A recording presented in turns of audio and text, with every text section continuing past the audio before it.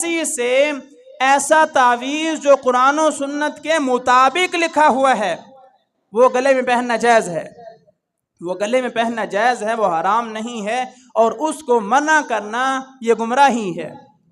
ایسا تعویذ جو قرآن و حدیث کے موافق ہے، مخالف نہیں ہے، وہ تعویذ گلے میں پہننا بالکل جائز ہے۔ البتہ احادیث میں دونوں قسم کی روایات موجود ہیں، تعویذ پہننے سے منع بھی کیا گیا ہے، دم کرنے سے بھی منع کیا گیا ہے، اور دم حضور خود بھی فرماتے تھے، تعویذات کی بھی آپ نے اجازت عطا فرمائی ہے۔ تو فرق کیا ہے؟ فرق یہ ہے، ہمیں کیا کیا جاتا ہے، اہل سنت کے عوام کو گمراہ کرنے کے لیے جو دم کے خلاف احادیث ہیں، جو تعویذ کے خلاف احادیث ہیں وہ بیان کر دی جاتی ہیں، اور جو تعویذ کے ثبوت پر احادیث ہیں، جو دم کے ثبوت پر احادیث ہیں، ان کو چھپا لیا جاتا ہے۔ اور یہ کام یہودیوں کا تھا، یاد رکھیے گا، آدھے مضمون کو بیان کرنا اور آدھے کو چھپا لینا یہ یہودیوں کا طریقہ تھا، یہودیوں کا طریقہ تھا، مسلمانوں کا یہ طریقہ نہیں ہے۔ بدقسمتی سے آج بھی کئی مسلمان ان یہودیوں کے طریقے پر چل رہے ہیں۔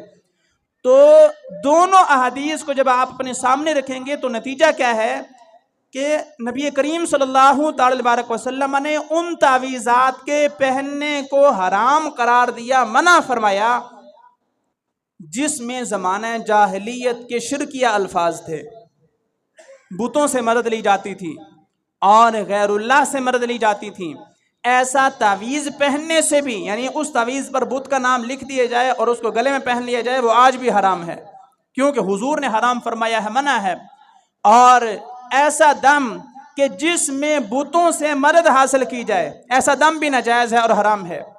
جب حضور نے منع فرمایا، صحابہ کرام حضور کی بارگاہ میں حاضر ہوئے، حضور آپ نے دم سے منع فرما دیا، اور ہم دم کرتے ہیں اور پہلے سے کر رہے ہیں۔